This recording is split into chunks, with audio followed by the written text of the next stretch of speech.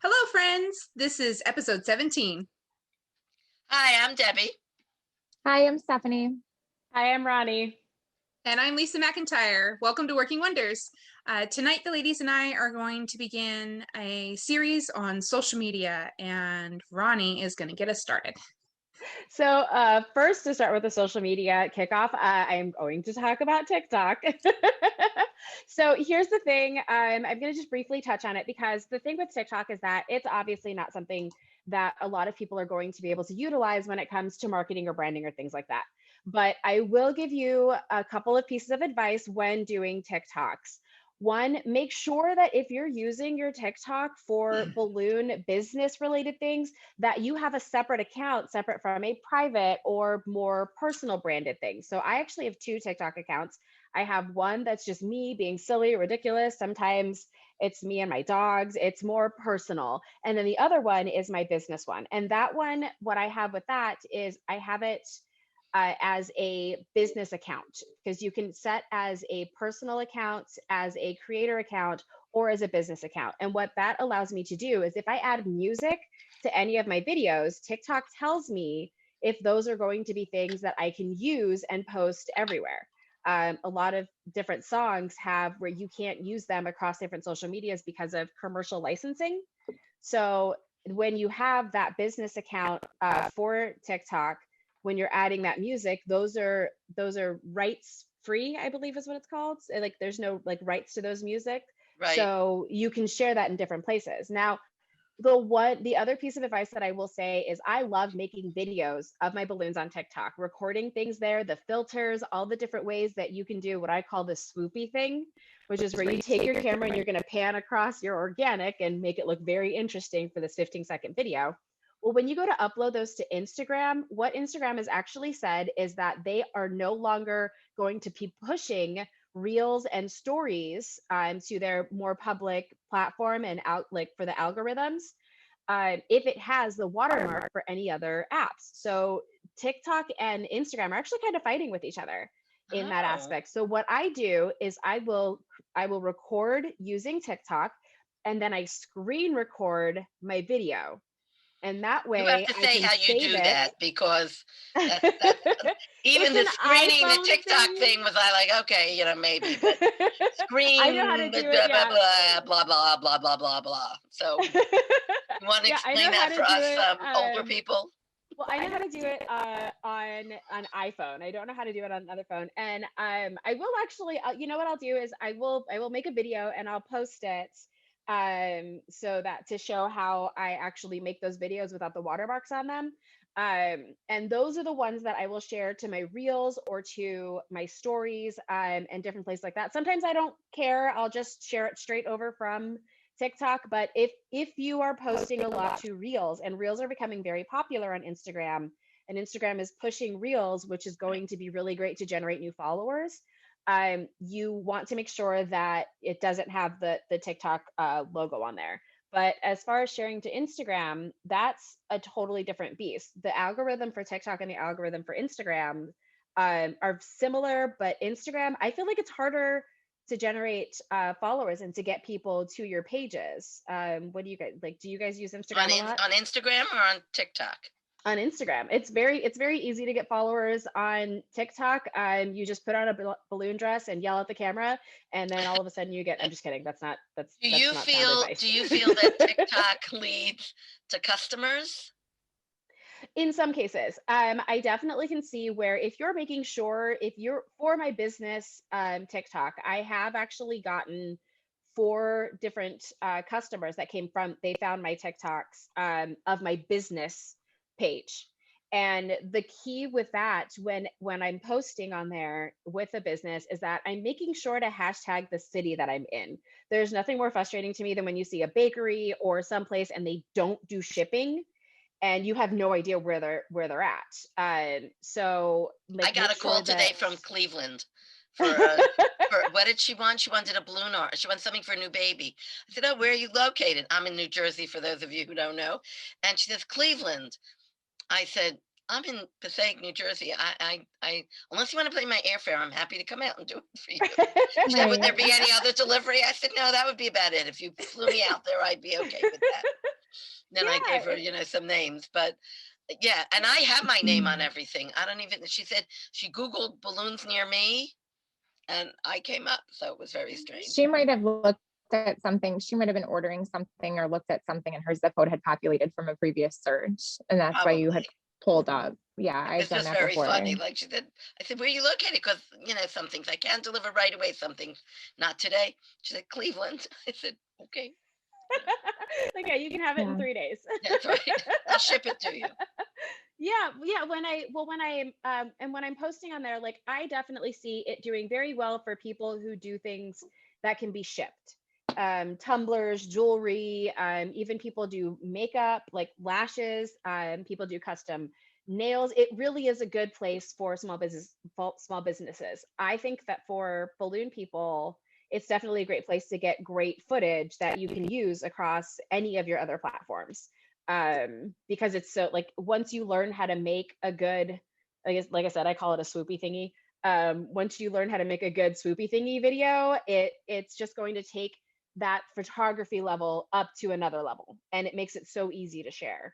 But like let's when say, you post I'm going to interrupt you again. I'm sorry. Yeah, no, go ahead. Yeah. Let's say you want to take a video of yourself making that swoopy thingy. How do you put it on you put your camera on your phone on a tripod, or do you how do you? I'm really new at this. So all of the above. So I will do time-lapse videos of me doing balloon things, and I'll share those on there. Those I put on a tripod. When I'm doing this swoopy thingy, so what I'm doing is I'm literally taking my camera and I'm going from one balloon, say from a gold balloon, and I push record and I pull back and I kind of swoop across and then go to another white balloon, say. Okay, I stop recording. And then I'll go to another white balloon in a different section and I'll swoop the opposite direction, pulling out and then pulling back to the gold balloon. And what happens in that 15-second video is then it creates a loop. And it just makes it really interesting. And people love watching the loops. It's transitions and things like that. I found out about that because of Instagram, because I was seeing a lot of videos on Instagram like that. But I mean, those are like professional photographers with like the tripod thing, that like the stabilizer, wheels, all these, like all these fancy things. And I'm like, oh, I can do that on TikTok. There you go. I do like really seeing fun. The loops. Hannah was agreeing with you that it is difficult to reach a new audience on Instagram. So Instagram or on TikTok? Reels on Instagram. Instagram. Instagram has made it very difficult for people to generate a lot of followers in some aspects. Like, because I mean, there are some people who have literally hundreds of thousands of followers, but I mean, like, you are consistently posting at least twice a day on Instagram. On TikTok, the idea is that you want to be posting 3 times a day. On my business page, I'm not posting 3 times a day. I post once a week on there. So I know that I'm not going to get any followers there. And are you posting on Instagram 2 times a day? I'm posting on Instagram once a day. I post on Instagram once a day to my story at least twice a day. And the stories on Instagram and your regular page on Instagram are 2 different things. The stories are going to reach more people. And that's because of the hidden hashtags, things like that. Like, people tend to really enjoy watching stories. They just sit there and just go through like different people's stories. And then the reels is something that it's new, and I didn't understand it at first, but now that I understand that is being pushed more like TikTok, I started utilizing the reels, and I try to post on reels at least once a week. And that's what's the difference between reels and stories? The reels stay on there for a longer amount of time. So stories is very similar to Snapchat, which we'll talk about in a later episode. But what happens with the stories is, like, you post a picture and it just shows up for 24 hours. If you post again to that storyline, then it keeps that story going. So if I post now and I don't post again until after 5 o'clock my time, it's going to start a different story. So you have to connect to that first one. Yeah, so that's where I'll be posting twice a day, because I actually used to set an alarm. I had an alarm that was set that I would post at 10 o'clock in the morning, and I would post at like 6 o'clock in the afternoon. And that way I knew I was within that 10-hour window. But what I do is with my stories for my Instagram are also shared to my Facebook fan page. And that's just because I don't post a lot on Facebook, but at least that having something posted to my stories gives me some kind of content across those platforms. And that's one of the things, as long as you're constantly putting any kind of content on a consistent basis, it's good to generate followers. And that's just what the algorithm will push. Another question. Hold on, Teach. Do you, can I, as long as I don't ask to be excused to go to the bathroom, we're okay. I want to ask you, what about if you don't have like, do you drag up old pictures? Like twice a day on Instagram, it's like a lot of stuff. It's a lot. I can't, like, on my main post, like on my main page on Instagram, I don't post once a day. I do have a pattern that I post. So it's 2 balloon things, 1 thing with me in the picture. So if I have like nothing going on, I mean, like obviously last year was a very dry year for a lot of us. And so I was posting a lot of throwback Thursdays and flashback Friday and, oh, hey, remember that time when I did this thing? And it just made it so that it was still generating some kind of a something to keep people engaged. Now, when you said you used to set an alarm, couldn't you use like what Stephanie told us about last week of scheduling something that you don't need your alarm? I used to have, because those are only have something. Go ahead. I'm sorry. So you can't schedule stories or reels. You can only schedule posts. There's nothing. There's we're losing nothing you. That's been created your story reel. Uh-oh, you are again? I am such a, I don't want to say idiot because that's not the right word, but I like know so little about this. And the truth is we have somebody do our posting for us because we're too older women who don't know about this stuff. And it's hard. It's very hard to sit, like, I look at all of these people, like, as much as I can say, at least personally, I hate when an influencer calls me up and they're like, oh, can I get something for free? And I'm like, screw off. like no, you can have you can have one of your sponsors pay me, and that's how you can get balloons. Which is probably another episode that we could talk about, dealing with influencers. Yeah. But Ronnie, if I could ask, a few people from the audience are interested in knowing what your Instagram is. They want to see those reels. Oh, so I have 2. My one Instagram is @VegasBalloon. And the other one where I have the more interesting reels is going to be @Ronnie the Balloon Girl. And those reels that you see on Ronnie the Balloon Girl, those are ones that are shared. Those are videos that I created on TikTok and I put on my reels. Okay, and that was Jenny Pietro. I hope I'm saying that right. She's going to be stalking you there. And Matt Lewis says, so you have to post twice a day. What hashtags are best to use? He's not all that good on social media, and he does agree it's an age thing. Yeah. No, you're young, Matt Lewis.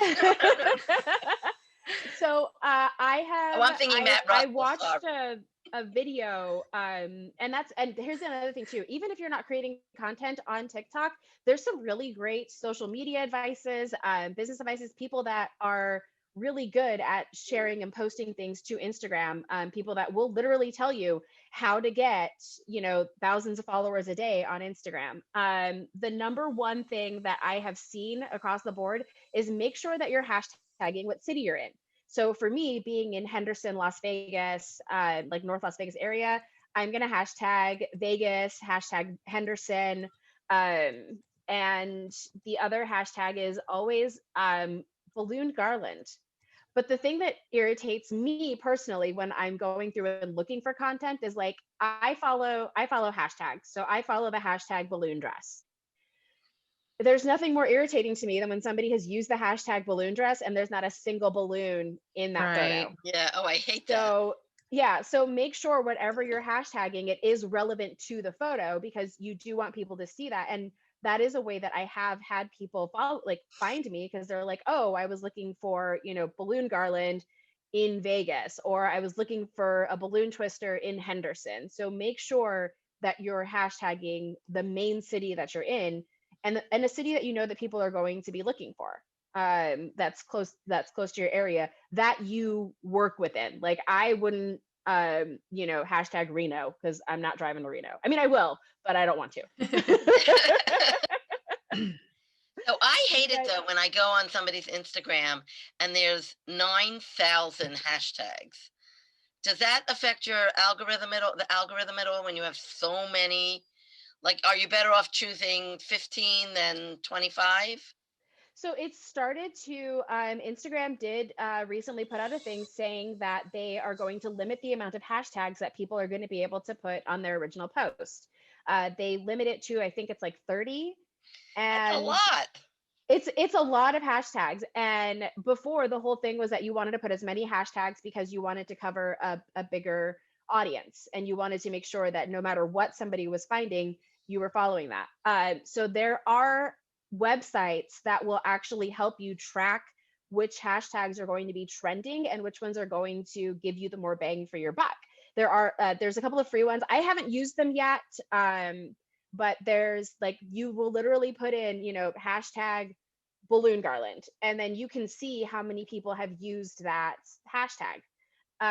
You want something you want to have an even amount of something that's unique to you, and something that is a general, like everybody's going to be looking for that. So like birthday party balloons, millions of people have used that hashtag, but it's like, hashtag birthday party balloons, hashtag, New York life or whatever, something that might not be the same thing, or even hashtagging your own company name. That's something that's going to be very helpful. Like I hashtag balloon girl in any post or anything where my face is showing.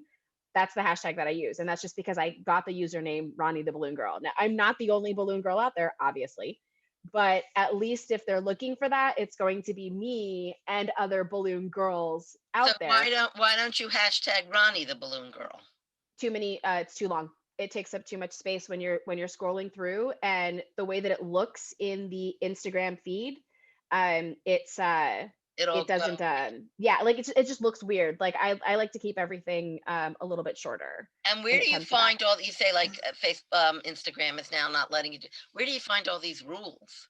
Like, how do you know? TikTok. TikTok. I look at business advice. I look at Instagram. Like I follow hashtags. And so when I started on TikTok, the first thing that I did was I searched for different hashtags that I knew I was going to be interested in.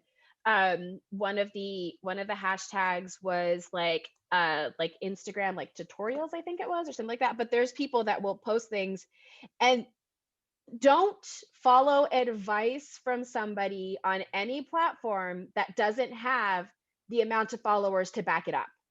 And that's something where, like, yes, you can totally go and buy Instagram followers, but you want to make sure that you actually have real people following you, because those real people are going to engage with your post. And the more real people you have engaging with your post on Instagram, the more that post is then going to get pushed, because the algorithm is going, oh, hey, these people like it and they commented, we need to push this to a broader audience. One of the things that, oh, go ahead, Lisa. I'm sorry. I just want to get us caught up on the comments here. I didn't want to interrupt because there's lots of good information here. Miss Stephanie would like to say cheers to all the seasoned professionals that are not social media savvy, making us not feel alone there. And Laurel Schultz would like to say yes with the balloon costumes in reference to people, I think, hashtagging things that have nothing to do with their post. Random hashtag. Mm-hmm. And Crystal Rutan says, ugh, all the things, again, referring to all those hashtags. And Steve Jones has joined us tonight, and he says, it's not a lot of hashtags if you're trying to create tags based on the locations you serve. I understand that he's saying that, but it just, when I see New York, like, I guess also because we live in an area where every mile or two, there's another town. And it's not like Henderson, Las Vegas. It's like Right. Teaneck, Bergenfield, Englewood, say it. I don't want to put down, I do put down those, but I don't want to put down, there's 25 little towns in between that. You got to like choose your audience a little bit. I don't know. Well, and that's like balloon businesses that are in California. Like one of the things that I definitely see where it's like Southern California. Okay, that's going to cover so much area.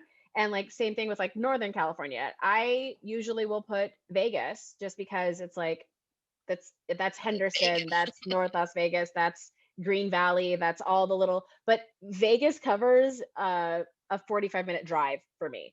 Whereas SoCal could be a 4-hour drive and you're still not to your location. Right. So I think that's why people will say like, okay, SoCal, but like Los Angeles, you know, I interrupted like, the comment. like I'm here, but here. Yeah, that's true. Did I interrupt the comments, Lisa? I'm sorry. Oh, no. I did want to say that Jenny I hope I'm saying this right. Call her Jenny. Prieto. I know, but I want when people watch the replay to know what it is if they don't have the comments to go with. So Jenny Prieto, there is no R in there, says you can find out how good your hashtags are in the business suite. You can find the engagement of each hashtag there. Is she talking about the Facebook? The Facebook business suite. suite, or Talking is there about Instagram? Facebook. Okay. And the business suite for Facebook will tell you about your algorithms and your number on Instagram. You make sure to connect them. And because that's also, yeah, and that's the other thing too. Like just like with TikTok, with Instagram, make sure that your page that you have on Instagram is a business page, and then that way that's going to make it easier to connect everything, and that's also going to help you look at your numbers a lot better. There is a way to look at your hashtag directly on Instagram. I haven't figured it out yet. I started using the business suite and it started telling me like, hey, this post is doing really great, and I'm like, oh, look at this, I have 80% engagement on that photo. I don't know what that means, but you know, it's like, I guess that was a good photo. I'm not sure why. And time, people talk about it all the time, but in some cases, depending on what time you post will depend on how well something does on Instagram. Yeah. The same is not true for TikTok. I have posted a video at midnight on a Wednesday, and 3 months later, that video has 1.8 million views out of nowhere. No idea why. And it's a stupid video. It's literally me straightening my hair. It makes no sense as to why it just blew up, and I'm like, what's going on? It's just me like flat ironing my hair, and I just posted it just to post something that day. But It yeah, looks like, it's it looks like Matt Lewis is asking for some clarification. He says, so hashtag the product, location, and the company name? yes, that would be my suggestion. Yeah. Cool. No, just Yeah. one thing about Instagram. I don't know that necessarily having a lot of followers is the goal, because if you have something, let's say, that goes viral, you could have 20,000 followers, but 3/4 of them live in Indonesia and Russia and Japan and England. They don't do you any good. I think, how do you keep to get quality followers? And that comes with making sure that you're engaging your followers. If somebody comments, make sure to reply to their comments. If people like, the nice thing is that, like you're saying, like I have a couple of followers that are in Texas, and they were my they found me because my family member who lives in El Paso was following me. And they were like, hey, we're coming to Vegas. Yeah. And they were like, oh, who's this like balloon person? They're like, oh, that's my cousin Ronnie. Like, she does balloons in Vegas.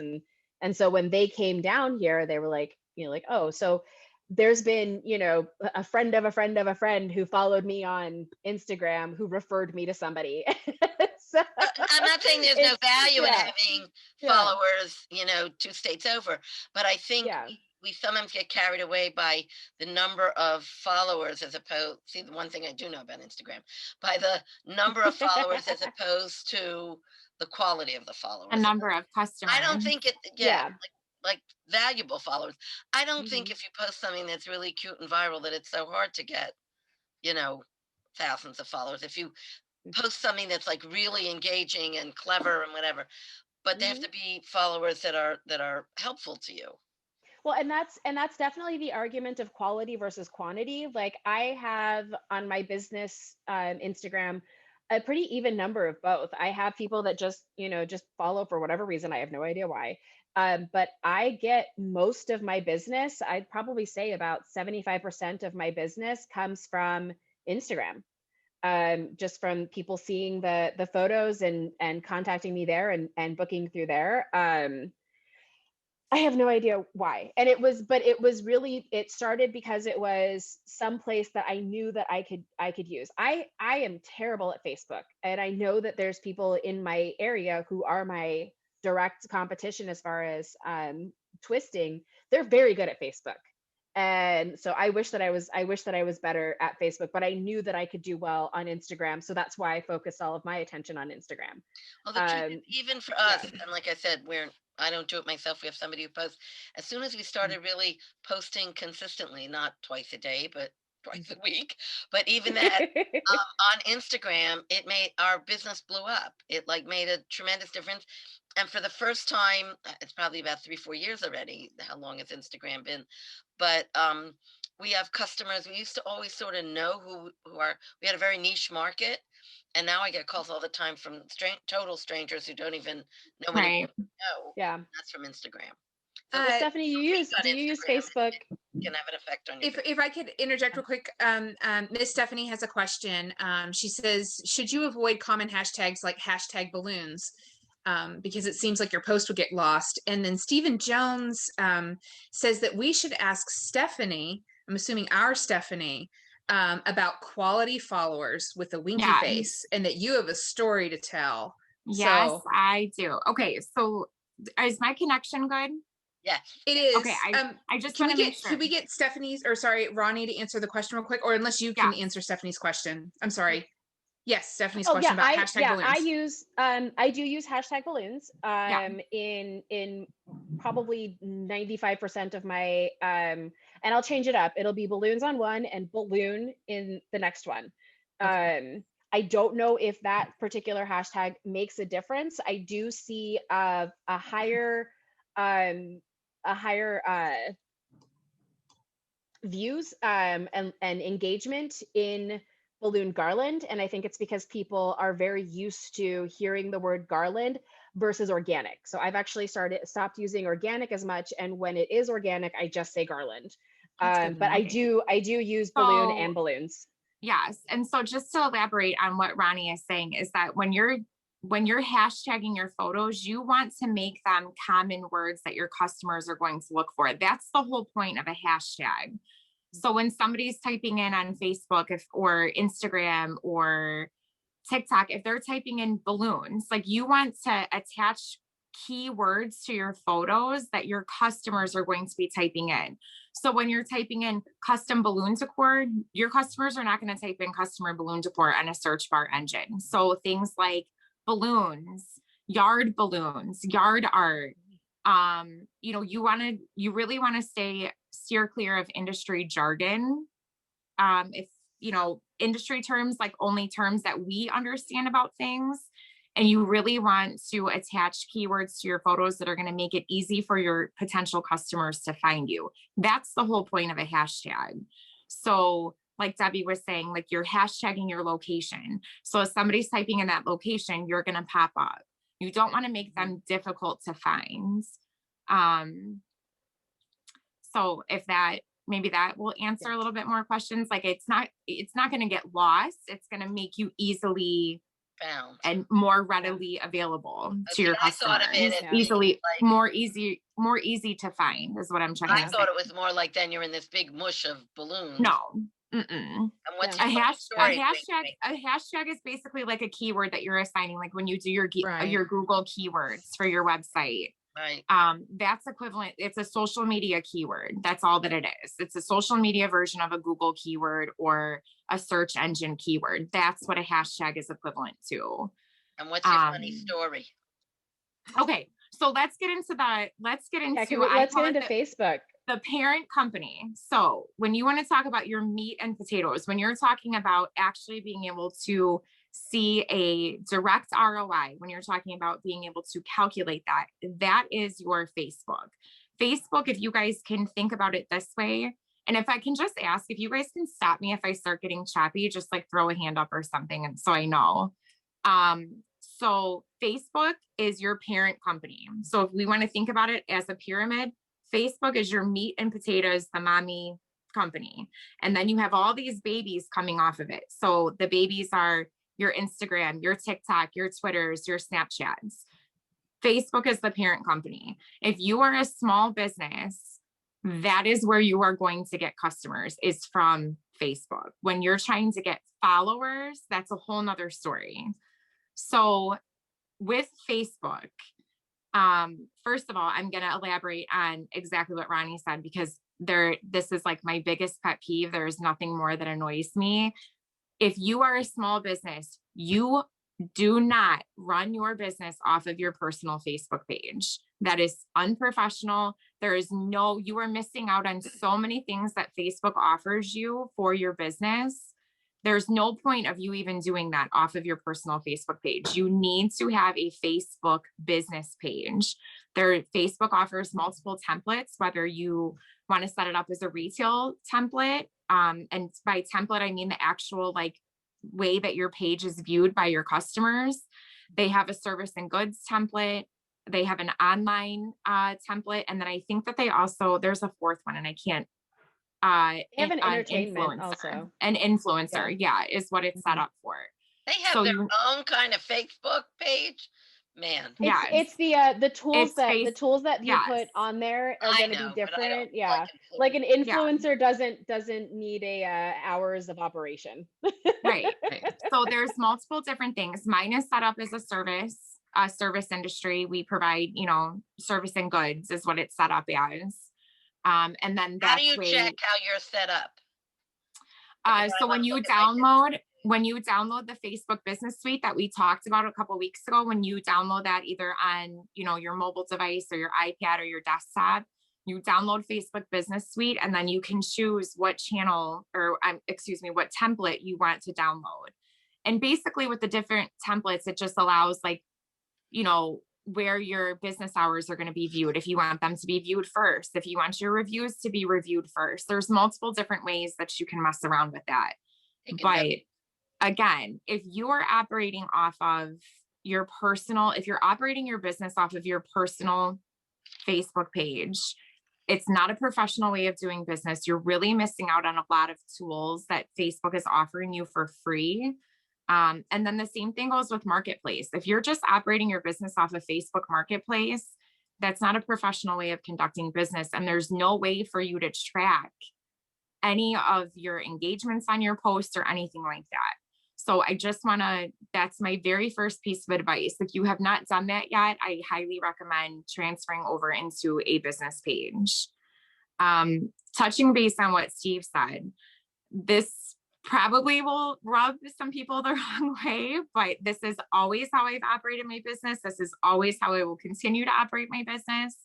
I do not allow other balloon professionals to follow my business pages. It has nothing to do with the fact that I think that people are going to steal my pictures, or I don't want, other people seeing what I'm going on or what I have going on or what my company is offering. It has absolutely nothing to do with that. My thought process behind it is right now, my business page, I think we have a little over 2,000 likes and, however many followers. I don't really pay attention to the numbers, but I know that those people who like and follow my page are potential money spending people with my company. So when I boost a post, or I am looking at what my engagement is on a photo, or if I'm trying to track something, I know that those numbers that Facebook analytical summary is giving me is from potential money spending people. So one thing that absolutely drives me crazy, and you see this in a lot of the Facebook groups that we're all in, is everyone says, here's my Facebook page, follow me, and we'll all follow each other. And the like trains. And it's like, that's great, because when you're trying to run a promotion for Easter, or you're trying to run a promotion for Mother's Day, and you're spending $25 a day to boost that post, guess who that post is getting boosted to? All of your friends in a Facebook group that you just said, hey, come and follow me. I'm new. Yeah. I just started my Facebook page. You're going to have absolutely no way to track your ROI on anything that you're doing on Facebook. It's great if you're the person who gets hung up in the numbers and you want to see that you have 20,000 followers. That's great. It's good for Twitter and Instagram. Like follow trains are great for Twitter. Right. but it's not good on Facebook. Correct. So when you have 20,000 followers and you're so focused on that number and you want to have that big number, and you have 20,000 followers, but 15 of them are other balloon professionals, that does nothing for you. It does absolutely nothing for you or for your business. So I do not allow balloon professionals to follow me. And I get people, I love all you guys who watch the show. How do you do that though? You just, I don't. Sherry Rankin has asked, do you remove them from your page? How does that happen? I do remove them from my page. And I've had people, there's people that I'm close to in the industry that, I say to them, hey, I don't want you to be upset with me, but I just want to let you know, like, this is why I removed you off my Facebook. This is why I removed you off my Instagram. I have people who send me messages and they're like, hey, did you see that I tried to like your page? I'm like, yes, and I greatly appreciate it. If you want to go ahead and follow me on my personal page, I do also put balloon stuff on there as well.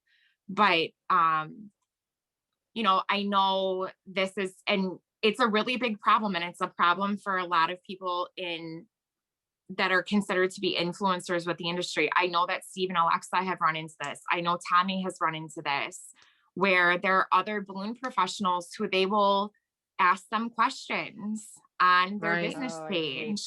What color is this? How much did you charge for that? That's how you know that somebody is not a professional. If you're asking on my Instagram, how much do you charge for this? And you're another balloon, like, I block you. Right.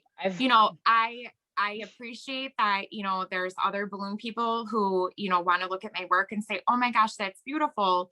But the problem is that when my customer goes to that post and there's 15 other companies and we all have balloon in some capacity in our name. I mean, there's no denying that you're another balloon company. And when the first 15 comments on your post are other balloon companies, there's a time and a place for us to all engage with each other and be complimentary of one another and congratulatory. It's not on our business pages. Like, it's just not an appropriate platform to be asking questions or even, like I said, being complimentary. It's not that we don't appreciate them, but when we're trying to run our business, like, that's your business. You know what I mean? Mm-hmm.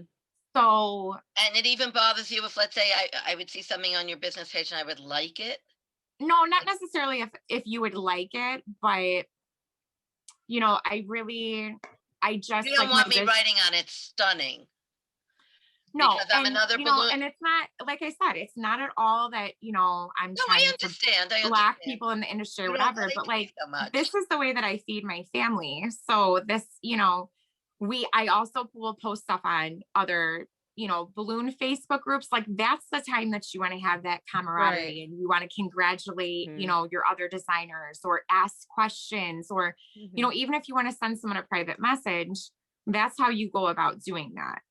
Yeah. But I want to know that number that's on my Facebook page, I want to know that those are potential money spending clients with me. Mm-hmm. And when I'm doing this work and when I'm pulling analytical reports, I want to know that those numbers are true, hard facts numbers and not just people who are looking at my page.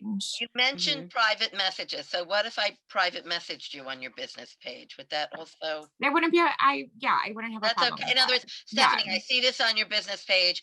I was curious whether you used a Qualitex or Jamar balloons. Absolutely.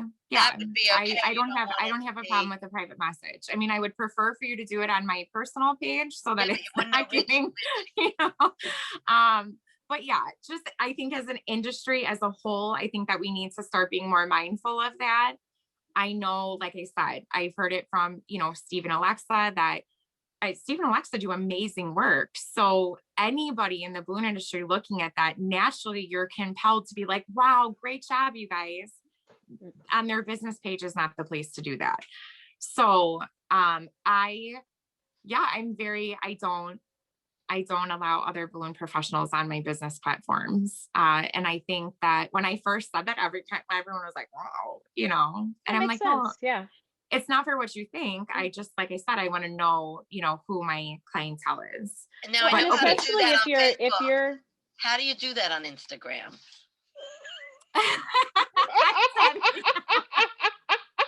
Was I just photobomb? Little bit. Little Funny. bit. Folks, that's the other half of my life, and Yeah. he's blushing So I now know- furiously because he didn't realize. Right. For I those who know. don't know, that's Ted Levy. Yeah. Every once in a while, I'll just kind of do a little housekeeping. There isn't really a way for you to block anybody, like unless you're physically going in and like blocking people off your page. Every once in a while, I do a little housekeeping. This is also a really good thing to invite other potential clients to come to your page. I will go through, and if you scroll back through your posts and you click on the likes, it will pop up everybody who has liked your photo. And if that person is not following your page or hasn't liked your page, there's going to be an invite button that you can click on. I have gone through so many posts and just cherry picked people who have saw that picture. Maybe somebody shared it. They happen to be looking at the page and, they really liked the photo, but they don't like the page. And then what it does is when you click on that invite, it sends them an invitation and it says LGM Balloon Decor LLC has invited you to like their page. At the same time, if I see that there's a balloon professional in there, I will go on and I will remove them off my page. And I do the same thing on Instagram as well. Instagram will send you a notification right away and it will tell you the name of the person who has liked it. And I go right in and I remove it. I never noticed that on my photos on Instagram. Yeah. I'm wondering if this is just like a New York local kind of thing. I get a lot on Instagram where two different things. First of all, a lot of people will do these raffles where there's like 6 companies that do a raffle and you have to like and follow on their Facebook and their I ignore those always because to me that doesn't seem like a way. First of all, it's like because they're not doing anything that's capturing your attention. I don't want to like all those people. I don't want to follow all right. But I also get sometimes, I guess, an influencer or another company that maybe sees themselves as a partner to me. They'll send me, here, I'm going to send you this. And if you like the first 10 people, then put your name on the top and we'll like you. And those are follow trains. Those are great for Twitter. Yeah. Steve? I mean, I've done it. I have to be honest with you guys. We did it when Frozen 2 came out. I got a gift certificate that was for 4 movie tickets that they could go see the movie. I made a stuffed balloon that was Frozen themed. It had little Frozen candies inside of it. The whole thing cost me like $50, including the gift card. But it was just you. It was just me. And I did a like, I did a like, comment and share. Yeah. No, yeah. When they do those contests where it's like me and these 4 other people, and then come back and comment a star emoji, and that's when you're on Facebook and no, nothing you're giving me is worth that. Yeah. So I did the Frozen stuffed balloon and we sat steady at like 500 for a long time. It was like a year that we sat steady. And just with that post alone, we got 250 new likes and followers. From that 250, because I have the list, 75 of them have ordered balloons from me in the past 13 months. Nice. Great. So like when you're and they're all in your area because the movie tickets are for something in your area. Right. So that's really great to narrow that down. Right. So, this is the other thing too, like you have to spend money to make money. That is true in any single thing that you do. You have to spend money to make money. If there's nothing else in this world that you're going to invest in yourself and your success, because that's what you have to do to be successful. But that Um, wasn't so a huge investment. It was it 4 doesn't movie have to be tickets a and huge some candy, investment. I'm saying. So you invest in yourself, but you don't have to invest thousands. You don't even have You to don't have to break invest the bank. $100. Absolutely not. I mean, Yeah. at the start of COVID, I raffled off a birthday column. We went from 1,000 followers to 1,700 overnight, all from the Lincoln Way area, specifically pulled from the Lincoln Way area, which is my delivery area, You do that on which is Facebook or my Instagram? target market. I will be honest with you guys. I strictly 99% of my attention goes to Facebook.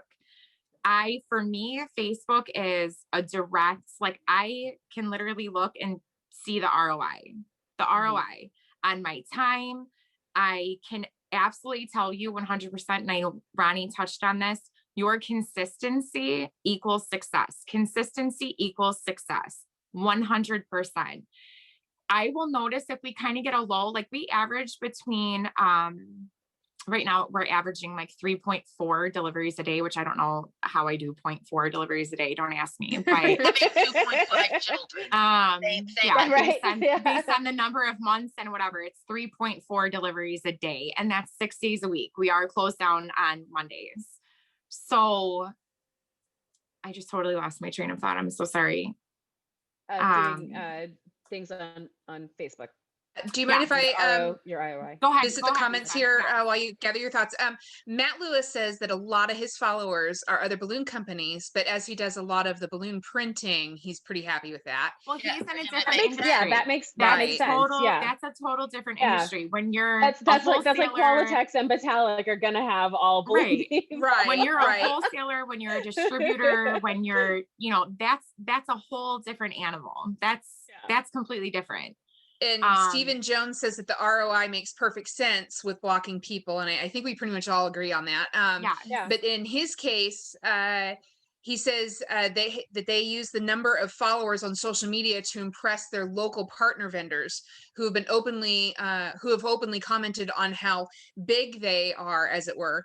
It reinforces balloon designers' value to them. Even though 90% of their followers are, of course, balloon people.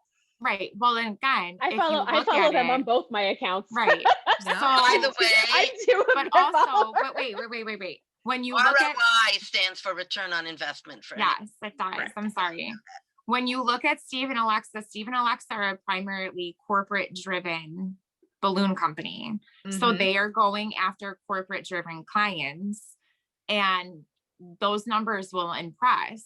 So it depends on what type of company you are. You have to look at what your own business model is and what your own business, what your goals are, who you're Right. going after.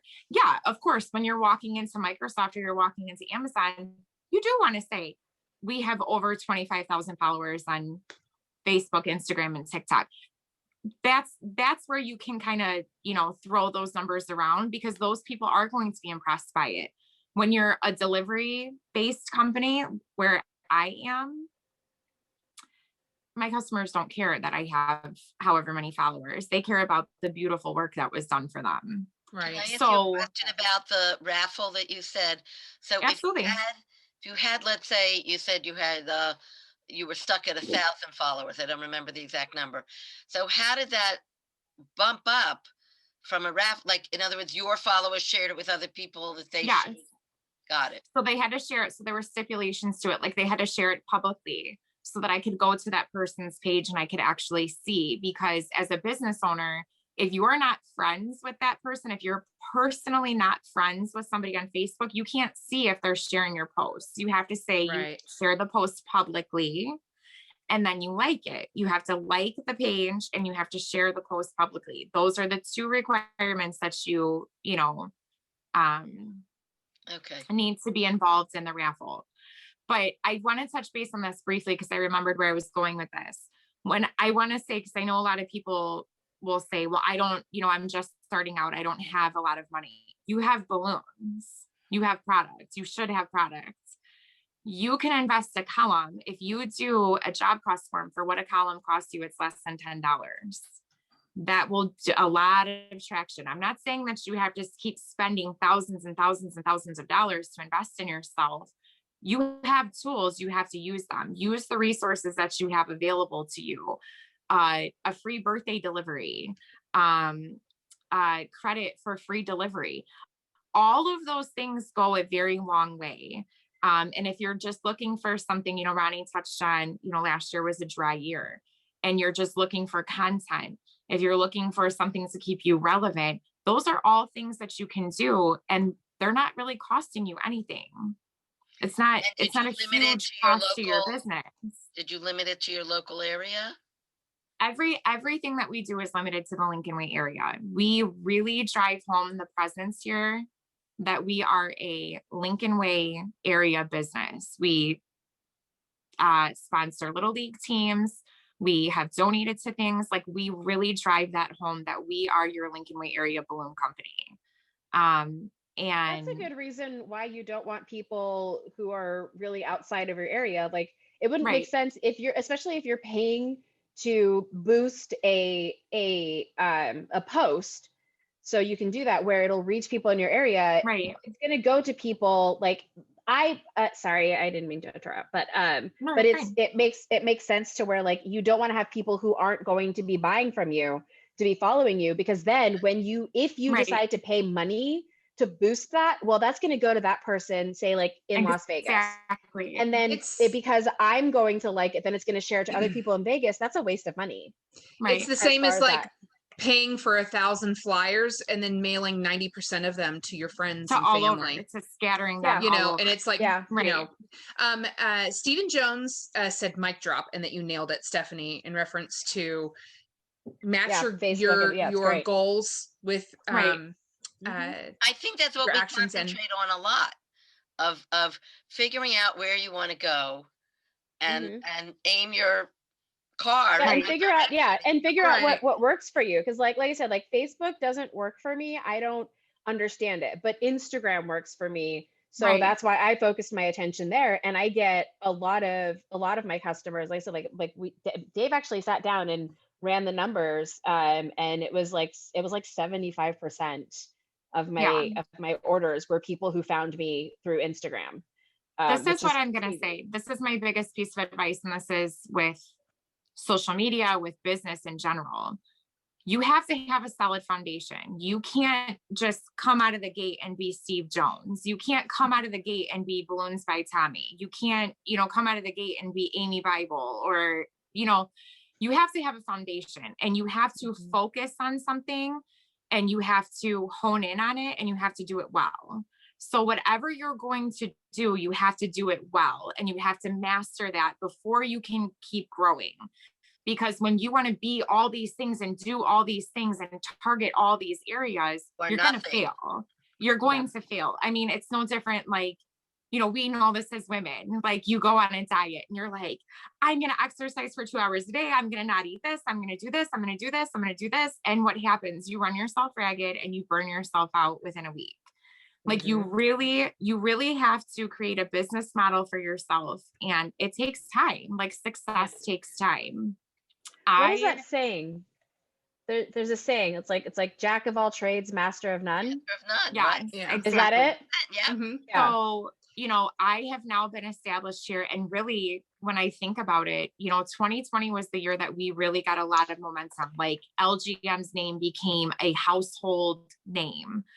And I saw that with our Elf event. I saw it with our Pop Drop event. I'm seeing it now with our Easter stuffed balloons.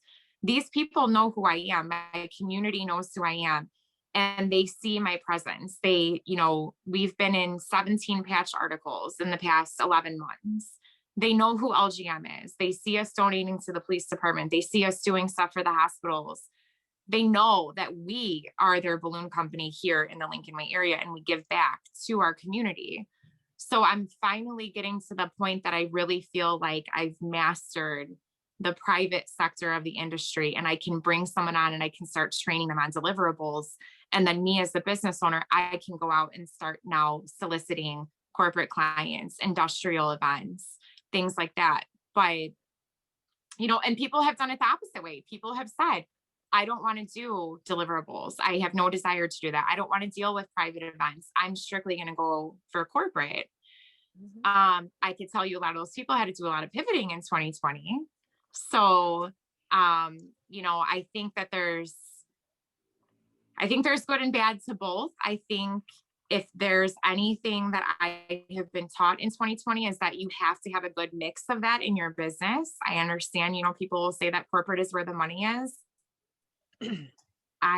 Only when there's 2020, I would disagree with you. Yeah, but corporate clients will order, You know, they'll order a deliverable for receptionist day or for Mother's Day or for birthdays in their office. Like it's not like they won't, like your corporate clients will order those small pieces also. Right. If I could, So for us- Laura, I'm sorry, Laura Schultz, and maybe you could answer this, Stephanie. She says a lot of those things, this was in reference to the likes and shares and for the tickets. She says a lot of those things goes against the terms of service of Facebook, requiring tags and shares for contests. Do you know about that? Or I know I've seen a lot of people do it.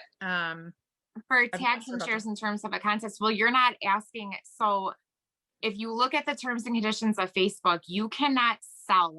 You can't ask people to sell you can't charge people to enter a raffle. That's what's going against it, because it's considered gambling. There's nothing wrong with saying you can enter to win, you know, a free service that your company offers.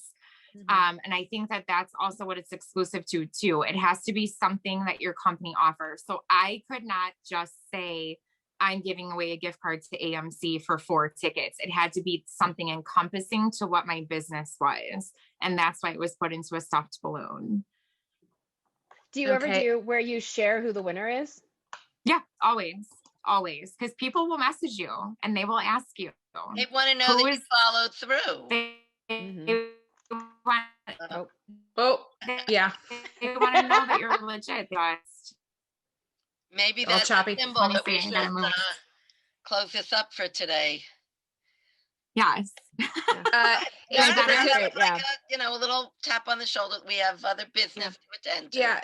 Laura Schultz has added on, and that this is a quote from the pages. She says that administration of a promotion, promotions may be administered on pages, groups, events, or within apps on Facebook. Personal timelines and friend connections must not be used to administer promotions. Example, share on your timeline to enter, or share on a friend's timeline, timeline to get additional entries, and tag your friends, etc., or are not permitted. So it sounds like that's just even one more reason to have a business Facebook page. So that's what it is. You cannot use your personal Facebook page to be selling stuff. So that's exactly going back to what I was saying. That has nothing to do with you on your business page. If you want to raffle stuff off, if you're doing giveaways, they want you to do that. They want you to drive people to your business page. What you cannot do is you cannot solicit for business on your personal page. It is not allowed. So even with me, like, I don't really post a lot of balloon stuff on my personal page. I don't at all. I don't post it in my stories. Very, very rarely will I post anything balloon related on my personal page, because I don't want LGM to be penalized. They will shut your page down. They will. So that directly is saying, so you can't, like, you can ask for people who like and follow your page to share something on your page. You cannot solicit from your personal page for your business, is what it is. Yeah. Okay. So I think that's awesome. That was really interesting to me. I love it. Yeah, using that bit. Yeah, after our episode on using Business Suite, I sat down and I went through everything with it and made sure that my Instagram was connected to it. And it's an amazing that's where tool. I found, I was like, I love that I could see because I learned more about analytics using TikTok, because it showed me once I was accepted into the Creators Fund, it gave me all these extra keys. And I was like, oh, where else do I have this? And I found it on the Business Suite. It's so much easier to read on Business Suite than it is through the actual, through Instagram. I Right. don't understand on Instagram, but I love Business Suite. It's great. I wrote down Yay. Business Suite in my notes to myself again this week. So Good job. Do it. Perfect. Did we All want right, to then. discuss our wonders of the week? Yes. well, it's still Let's National do it. Women's Month, so we That's all right. have our own women to discuss. So Do you want to get started, Debbie? Yay. oh, I could start. Hold on, I have to get my notes.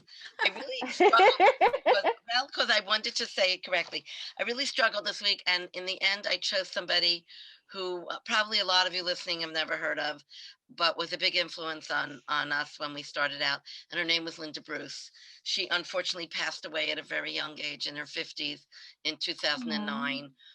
She won many awards. She won awards from WBC. She had her own balloon company. She started in 1981 as a home-based business, as many of us have. She took a course with Jim Parker from the Red Balloon Company, and he is now of Balloon Planet fame, though he's a man, so we're not going to talk about him.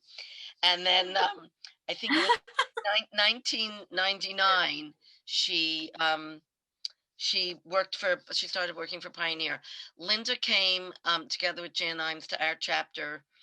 Oh, I'm thinking it must be 20 years ago.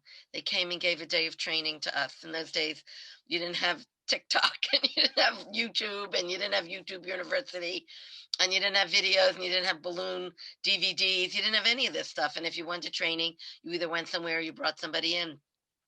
And our chapter did it a few times, our QBN chapter, and we brought in Linda, and she was just a ray of sunshine. Anybody who does remember her just remembers that fabulous smile and her giving and her teaching. And one of my images that I have of her in my head is when Bubbles first came out, and she came into a class we were at I guess it was WBC, maybe it was still IBAC. And she wanted to show us like how adorable they were. And she says, I'm going to inflate it and inflate it and inflate it. And you'll see how big it can get before it pops. And we're all like, like this in the room. And it got huge. And then it popped, and, everybody laughed and everything. And that was just Linda giving. And she was an inspiration. She was a wonderful teacher. She had a lot of knowledge and a great smile. Like I said, anybody who remembers Linda remembers that especially. So she was an inspiration to me. So she's my woman this week. Yay. Who's next? Hey, Linda. Oh, I'll go ahead and go Right, next. I'll go next. Oh, go ahead. Oh, go ahead, Lisa. No, go ahead. Go ahead. All right. You go first. You go first. Yeah. So this week I'm going to recognize somebody that probably everybody in the Float family is pretty familiar with, and that is Melinda Vinson from Paducah, Kentucky. If y'all don't know, I think everybody has heard that. Everybody knows exactly where she lives. Introduced. Yeah, everybody knows Paducah, Kentucky. She is a amazingly talented balloon artist and decorator. I've had the extreme privilege of working with her on several projects. And if you get the opportunity to, I highly recommend it. She has got a great eye for design. She has been in business for over 20 years. I don't know how that's possible because she looks so young.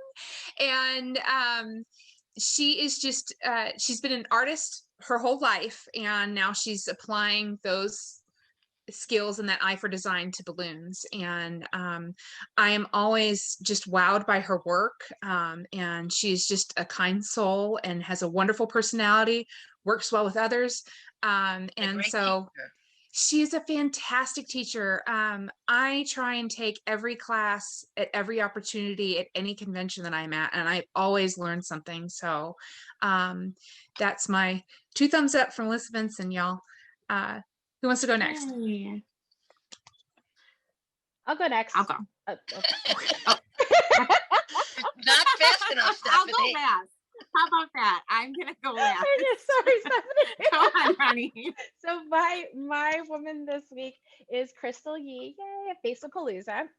So I actually met Crystal, just like I met most of the balloon people that I know, before I even knew about the wonderful world of balloon, being a balloon artist. And she was just society. so much fun. Such a sweet person. And she had this adorable little moose that she would carry around with her. And I'm like, what's with the moose? I love it. And we became Facebook friends, and I saw her adorable dog, and I was like, who is this amazing person? And every time that she would come into town for the conventions, I was like, Crystal's here, yay. And when I went to my first balloon convention, which was Twist and Shout, that was the year, I guess it was the first year that she didn't actually wear the dress that she made for competition. And that was the moment that I realized that you could wear your own balloon dresses. And I was like, what? I can make a balloon dress and wear it myself. I don't have to just make it for other people. And it was very interesting. And then that night in the jam, or the next night in the jam room, she and I were just talking, and we were talking about balloon dresses and all these different things. And I'm sitting there like, there's no way I could ever do something like this. And she like walked me through all of these different, I don't remember a thing that she taught me that night, by the way. I don't remember anything because of sleep deprivation, but I love the way that she teaches. Her teaching technique, just like with Tani and Marie and all the different people that I've been able to learn from, it's this level of patience that I have no idea how somebody has. Like, I'm the worst student. I feel like I am so difficult to teach things to. And she will, like, if you take a class from her, she is so hands-on in her teaching, and the way that she goes into detail, it's not overly done, but it's understandable to where you know that you're going to retain that information. And it's not easy to teach. It really isn't. And for us to be teaching balloon techniques, like, just to add that extra element of confusion to it, it's absolutely amazing. And I'm so inspired by that her level of patience, that if somebody tries to learn something from me, which please don't ask me to teach you something, because I'm sorry, it's going to be awful experience for you. But I will try. But I want to be able to share the knowledge that I've been able to acquire the way that she's shared it with people. And I mean, she's just amazingly talented. All of the things that she does, it's fantastic. So Crystal Yee is another woman in the balloon industry that's really inspired me. Hey. All right, guys, last but certainly not least, I am recognizing the industry powerhouse, Amy Bible, this week. Amy is somebody that I have stalked from afar for a very long time, and obviously is an insanely talented decorator and beautiful designs. But beyond all of that, Amy is a very humble, down-to-earth person. So that's very attractive to me. Amy is the owner of Balloon Addicts. I hope I'm saying that right, Amy. I'm so sorry. But she has been in business for 27 years. Her business is primarily focused on large-scale installations. Amy, she does welding, she does conduit bending. She really does not shy away from any sort of job. The installations that she's done are just absolutely amazing. And to know that she is a female-owned business and she's right there at the forefront of all of these things is very inspirational to me. I know a lot of people in the industry know Amy. She's famous for getting the $100,000 job. That's, every time that I talk to somebody about Amy, they're like, did you know? And I'm like, yes, I know. I've heard it once or twice before. But so beyond just that dollar amount, she's very well known in her community. She's a very highly awarded decorator. Her business is, if you pull up, she's in Denver, Colorado. If you pull up, her company in Denver, Colorado, there's multiple articles written about her, things that she's done for the community, activities that her company has been involved in. And she's just an absolutely amazing woman. She is a boss business owner, and yes, definitely an influencer within our industry. So Amy Bible. Yay. Awesome. Stephen Jones wanted to let you know it's like lunatics. Balloonatics. Yes. Thanks, Steve. Lunatic. Thank you, Steve. I'm sorry, Amy. I apologize. I want to tell you actually what's going on now in the Float Network. which is, of course, our home, away from home. The next class that's coming up is Vinyl is Vital with Shannon So and excited. Rosie Lambert Yes, of Lambert that's a good Treasure. one. They are a lot of fun. It's on April 20th at 6 p.m. and registration is in the Orange Store. It's Yay. $20 for float attendees, $30 for everybody else, who I can't understand who you are, why you would not become a float attendee, but that's an entirely different show. And I just want to tell you all that you should sign up for them. They're really wonderful, lovely people. I cannot And wait. a little vinyl tip. On top of that, you can, the Jeff Kelly replay has started, and you have just a little bit more time, I think, till the 26th, I think, which is Friday, to watch Melissa Vinson, Lisa's Wonder. Until then, the class that she gave, which was also fabulous, as all her classes are. And after that, you'll be able to purchase it. So that's what's going on in the floativerse, as Steve calls it. And just in Yay. time for graduation. Yeah. Oh awesome. yeah. Ronnie, did you want to do a Yeah, disclaimer? I can't or- wait for the final class. Oh yeah. Okay. You know, as always, everything that we talk about here is our personal preferences. Off. Opinions. Yeah. Except for to make sure that you're if you're posting business stuff that it's a business account. That's not an opinion. Yeah. That's a do it. Should do it. That's a do it. That's a do it. Do it. Make sure. Protect your brand. I'm going to wrap us up then, and I want to thank everybody for joining us in the audience tonight. We always love seeing and hearing from y'all in the comments, and invite everybody to join us next week on Working Wonders at 8 Eastern Standard Time, where we are going to continue talking about social media. It's going to be some of those like little baby companies that Stephanie was mentioning earlier. So we'll see y'all next week. Okay. Bye.